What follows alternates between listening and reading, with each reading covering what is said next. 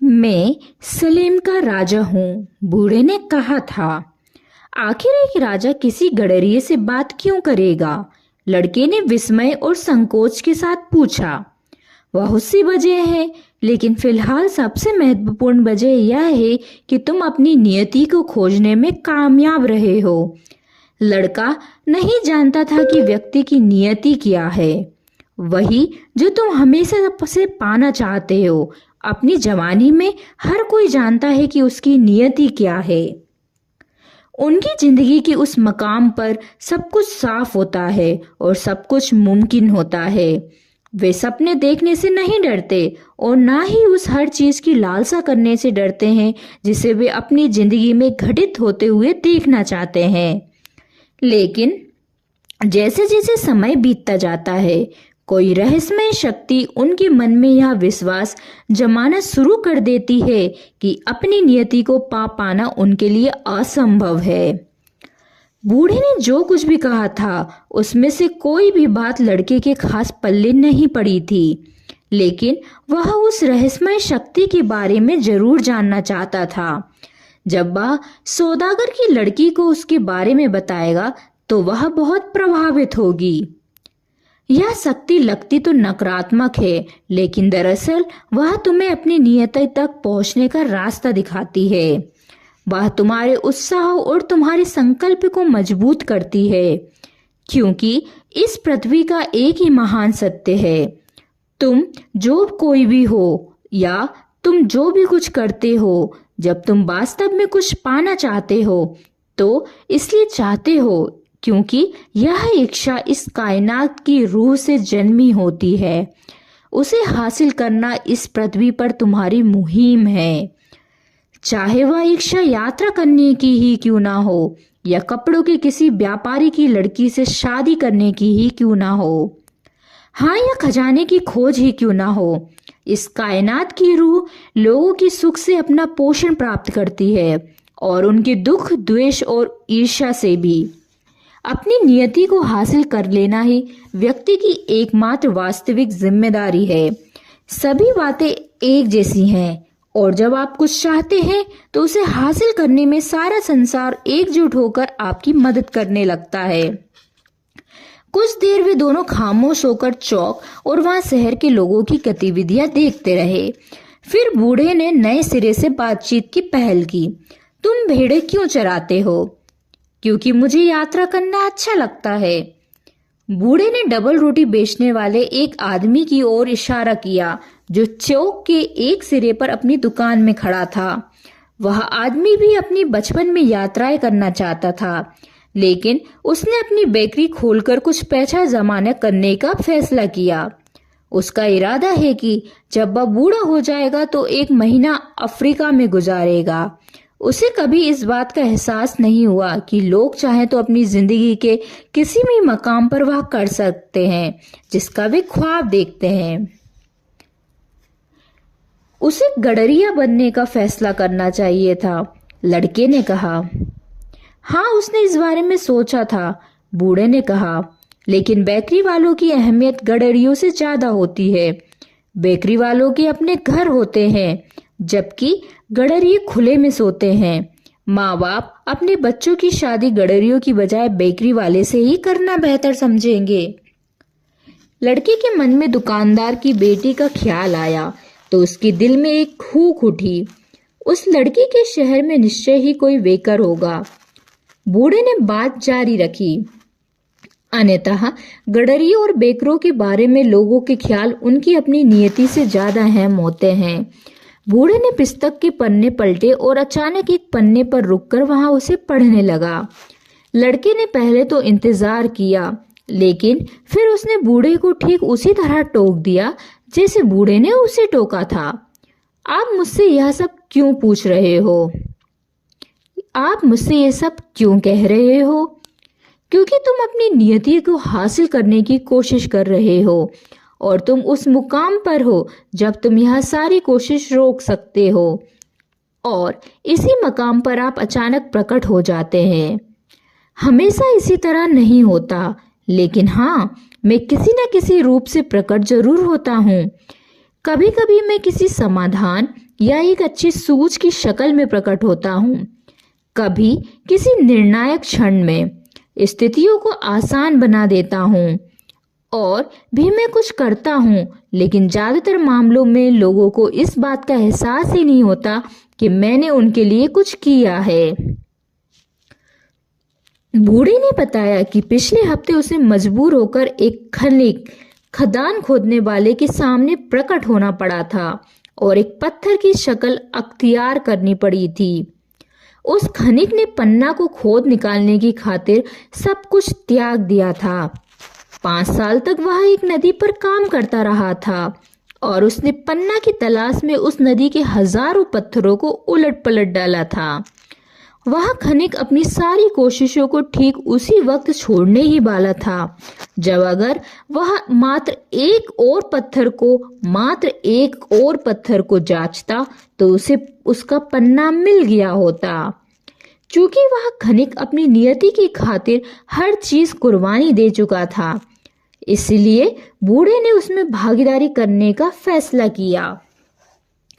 उसने खुद को एक पत्थर में बदल लिया जो लुढ़कता हुआ उस खनिक के पैर के पास तक चला गया। खनिक के 5 साल व्यर्थ गए थे, जिससे वह इतना नाराज और कुंठित था कि उसने उस पत्थर को उठाकर एक तरफ फेंक दिया। लेकिन उसने उसको इतनी जोर से फेंका था कि जिस पत्थर से वह टकराया वह टूट गया और उस टूटे हुए पत्थर में संसार का सबसे सुंदर पन्ना फंसा हुआ था। लोग अपनी जिंदगी की शुरुआती वर्षों में ही अपने होने की वजह को समझ जाते हैं। बूढ़े ने एक खास तरह के तीखे लहजे में कहा। शायद इसलिए वे जल्दी ही कोशिश करना भी बंद कर देते हैं, लेकिन होता यही है। लड़के ने बूढ़े को याद दिलाया कि उसने छुपे हुए खजाने के बारे में कुछ कहा था।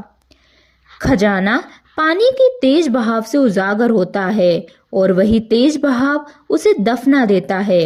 बूढ़े ने कहा, अगर तुम अपने खजानों के बारे में जानना चाहते हो तो तुम्हें अपनी भेड़ों का 10वां हिस्सा मुझे देना होगा, और अगर मैं अपने खजाने का 10वां हिस्सा देने का वादा करूं तो?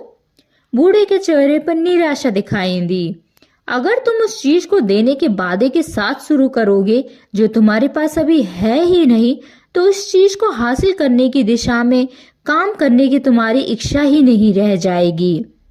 लड़के ने उससे बताया वह तो खजाने का 10वां हिस्सा देने का वादा एक जिप्सी से पहले ही कर चुका है। जिप्सी लोगों से ऐसे वादे करने में माहिर होते हैं। बूढ़े ने गहरी सांस लेते हुए कहा, खैर, ये अच्छा है कि तुमने यह सीख लिया है कि जिंदगी में हर चीज के लिए एक कीमत चुकानी होती है। यही तो वह चीज है जो प्रकाश के योद्धा वॉरियर्स ऑफ द लाइट सिखाने की कोशिश करते हैं। बूढ़े ने लड़के को पुस्तक लौटा दी। कल इसी वक्त अपनी भेड़ों का 10वां हिस्सा मुझे ला कर दो और मैं तुम्हें छुपे हुए खजाने को हासिल करने का तरीका बता दूंगा। Good afternoon. और वह चौक के कोने में कहीं गायब हो गया।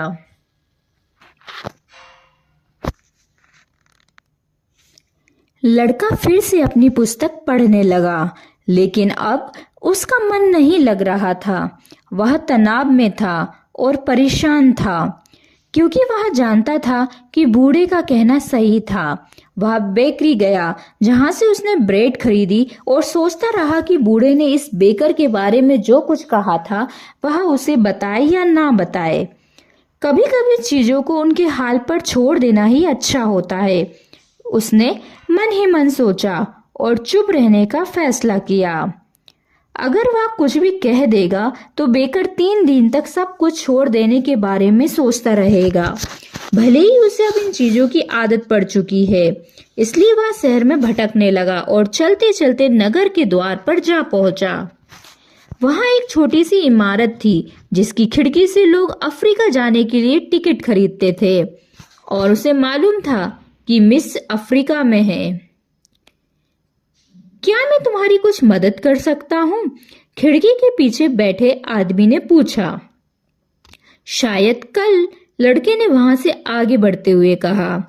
अगर वह अपनी एक भेड़ बेच दे तो उसके पास इतना पर्याप्त पैसा होगा कि वह आसानी से खाड़ी के दूसरे किनारे पर पहुंच जाएगा। इस ख्याल से उसने उसे डरा दिया। एक और ख्वाब देखने वाला। टिकट बेचने वाले ने जाते हुए लड़के को देखकर अपने सहयोगी से कहा, उसके पास यात्रा करने लायक पैसे नहीं हैं।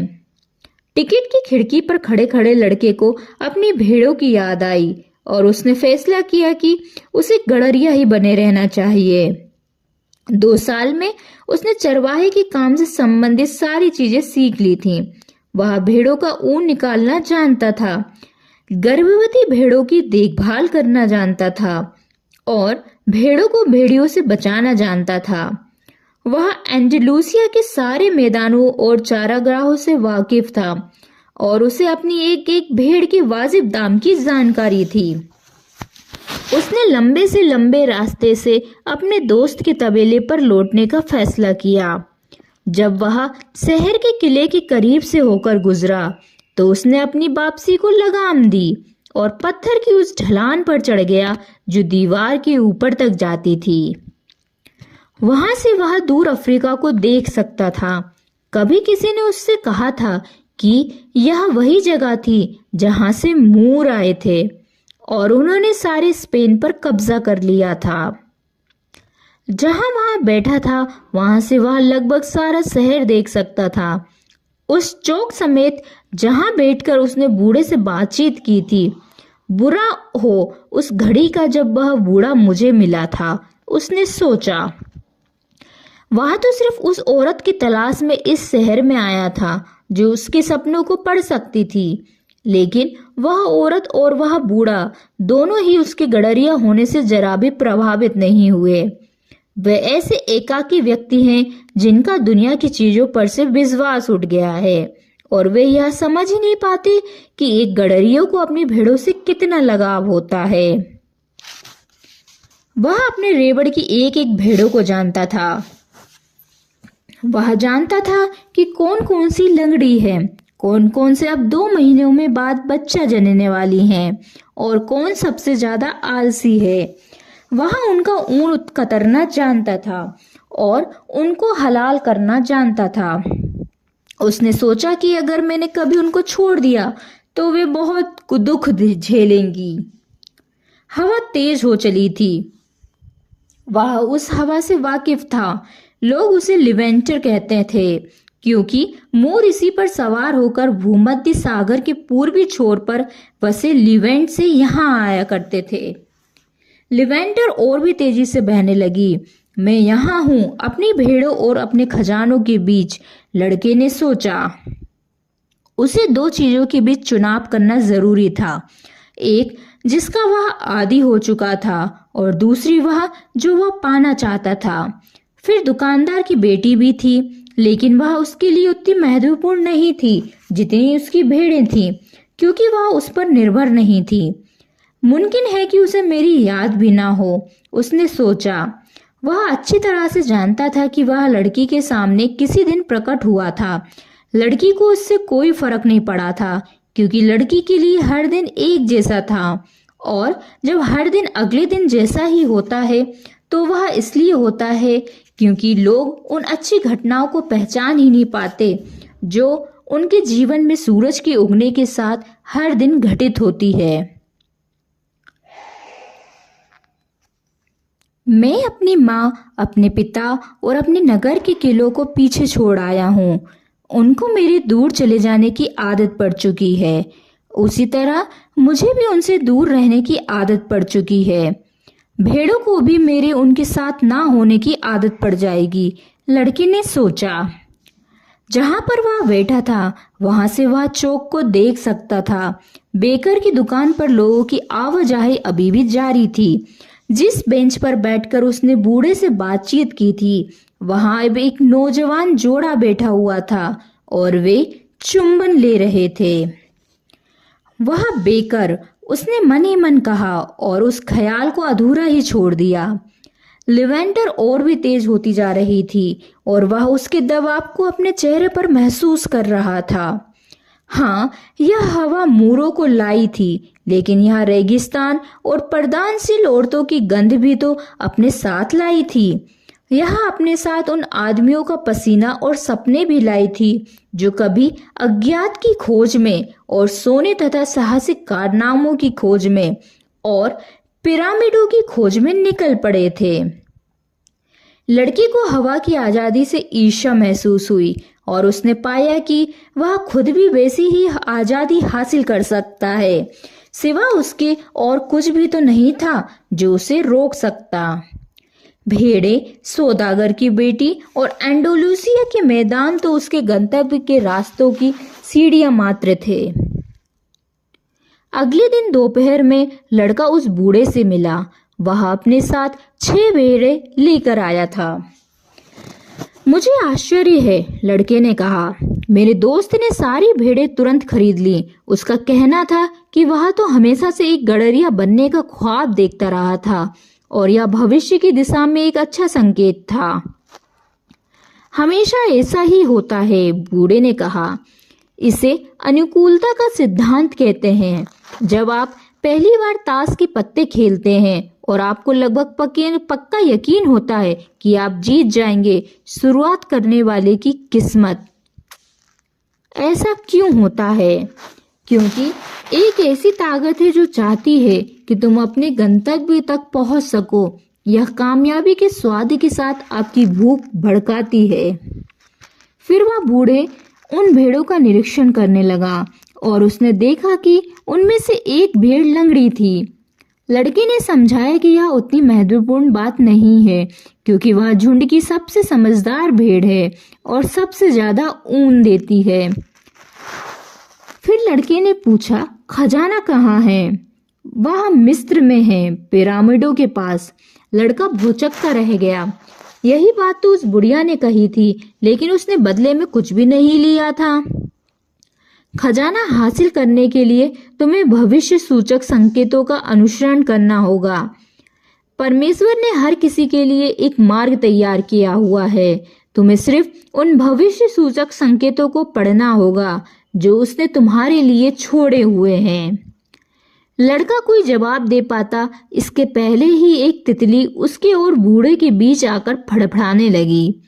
उसे एक बात याद आई जो एक बार उसके दादा ने उससे कही थी। तितलियां भविष्य की सूचना देने वाला एक अच्छा संकेत होती हैं, झींगुरों की तरह और उम्मीदों की तरह, छिपकलियों की तरह और 4 पत्तों वाली घास की तरह। यह सही है, बूढ़े ने लड़के के विचारों को पढ़ते हुए कहा। ठीक उसी तरह जिस तरह तुम्हारे दादा ने तुम्हें सिखाया था। ये अच्छे भविष्य सूचक संकेत होते हैं। बूढ़े ने अपना लबादा खोला और लड़के ने वहां जो देखा उससे चकित रह गया। बूढ़े ने सोने का एक भारी कवच पहन रखा था जो बेशकीमती रत्नों से मढ़ा हुआ था। लड़के ने उस चौंधिया देने वाली चमक को याद किया जो उसने एक दिन पहले देखी थी। यह वास्तव में एक राजा था। उसने चोरों से बचने के लिए ही छद्म वेश धारण कर रखा था। ये लो, बूढ़े ने कवच के बीच से एक काला और एक सफेद रत्न निकालकर उसे देते हुए कहा। इन्हें उरीम और थुमीम के नाम से जाना जाता है। काले का अर्थ है हाँ और सफेद का अर्थ है नहीं। जब तुम्हें भविष्य सूचक संकेतों को पढ़ने में मुश्किल पेश आएगी तो ये उनको पढ़ने में तुम्हारी मदद करेंगे।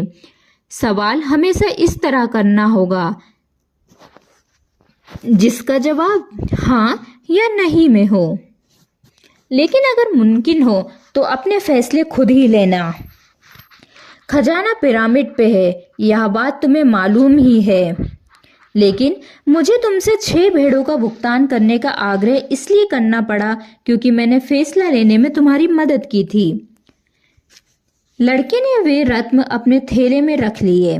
उसके बाद से उसे अपने फैसले खुद लेने थे।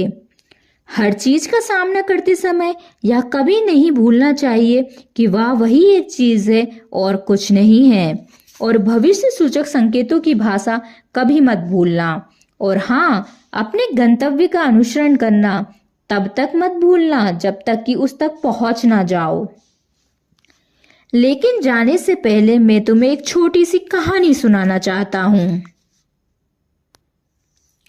एक दुकानदार ने अपने बेटे को दुनिया के सबसे ज्ञानी पुरुष के पास जाकर सुख का रहस्य समझने को भेजा। वह लड़का 40 दिन तक रेगिस्तान में भटकता रहा और अंत में एक सुंदर किले पर पहुंचा, जो एक पर्वत के शिखर पर बना हुआ था। वह ज्ञानी पुरुष उस किले में रहता था, लेकिन जब हमारी कहानी के इस मुख्य किरदार ने किले के मुख्य कक्ष में प्रवेश किया तो वहां उसे कोई संतनुमा आदमी नहीं मिला, बल्कि उसने देखा कि वहां तरह तरह की गतिविधियां जारी थीं। व्यापारी आ जा रहे थे, लोग यहाँ वहां खड़े बातचीत कर रहे थे। एक छोटा सा ऑर्केस्ट्रा मध्यम संगति बजा रहा था और एक मेज थी जिस पर दुनिया के सबसे स्वादिष्ट व्यंजनों से भरी थालें रखी हुई थीं। वह ज्ञानी पुरुष हर किसी से बात कर रहा था और लड़के को अपनी बारी आने के लिए 2 घंटे इंतजार करना पड़ा। ज्ञानी पुरुष ने पूरे ध्यान से लड़के की बात सुनी कि वह उसके पास क्यों आया था, लेकिन फिर उसने कहा कि ठीक इस वक्त उसके पास सुख का रहस्य समझाने का समय नहीं है। उसने लड़के को सुझाव दिया कि वह महल में घूम घाम कर 2 घंटे बाद उसके पास वापस आए। इस बीच मैं चाहता हूँ कि तुम एक काम करो, ज्ञानी पुरुष ने कहा और लड़के को एक चम्मच पकड़ा दी जिसमें तेल की बूंदें पड़ी हुई थी। जिस दौरान तुम महल में घूमो, इस चम्मच को इस तरह थामे रखना कि इसका तेल छलकने ना पाए। लड़का चम्मच पर अपनी निगाहें गड़ाए हुए महल की कई सीढ़ियां चढ़ने उतरने लगा। 2 घंटे बाद वह उस कमरे में लौटा जहां वह ज्ञानी पुरुष था। क्या तुमने मेरे भोजन कक्ष में टंगे चित्रों से सजे हुए फारसी पर्दे देखे? क्या तुमने मेरा वह बगीचा देखा जिसे बनाने में उस्ताद माली को 10 साल लग गए थे? क्या तुमने मेरे पुस्तकालय में रखे चर्मपत्र के खूबसूरत ग्रंथों की ओर ध्यान दिया? लड़का शर्मिंदा हुआ और उसने स्वीकार किया कि उसका ध्यान उनमें से किसी चीज की ओर नहीं गया था। उसे तो पूरे समय इस बात की फिक्र बनी रही थी कि ज्ञानी पुरुष ने जो चम्मच उसे सौंपी हुई थी उसका तेल छलकने ना पाए। तब फिर वापस जाओ और मेरी दुनिया के चमत्कारों को ध्यान से देखो, ज्ञानी पुरुष ने कहा। अगर तुम किसी आदमी के मकान को ही नहीं जानते तो तुम उस आदमी पर भरोसा नहीं कर सकते। लड़के ने राहत की सांस ली, चम्मच उठाई और वापस राजमहल के छानबीन के लिए लौट पड़ा। इस बार उसने छतों और दीवारों की सारी कलात्मक सजावटों को देखा। उसने सारे बाग देखे, उसने चारों ओर खड़ी पहाड़ियां देखी और उस नफासत पर ध्यान दिया जिसके साथ हर चीज का चुनाव किया गया था। वापस लौटने पर उसने ज्ञानी पुरुष को सब कुछ के बारे में विस्तार से बताया जो उसने देखा था। लेकिन वो तेल की वो 2 बूंदें कहाँ हैं जो मैंने तुम्हें सौंपी थी? ज्ञानी पुरुष ने कहा। जब लड़के ने सिर झुकाकर हाथ में थमी चम्मच की ओर देखा तो पाया कि उसका तेल नदारद था। खैर, मैं तुम्हें एक ही सलाह दे सकता हूँ, ज्ञानियों के ज्ञानी उस पुरुष ने कहा। सुख का रहस्य यह है कि दुनिया के सारे आश्चर्यों को देखो और चम्मच में रखी तेल की बूंदों को कभी मत भूलो। गडरिये ने कुछ नहीं कहा। वह बूढ़े राजा द्वारा सुनाई कहानी जो समझ गया था। एक गडरियों को भले ही यात्राएं पसंद हो, लेकिन उसे अपने भेड़ों के बारे में कभी नहीं भूलना चाहिए।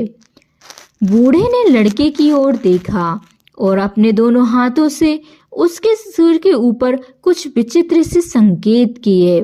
फिर वह अपनी भेड़ों को लेके वहां से चला गया।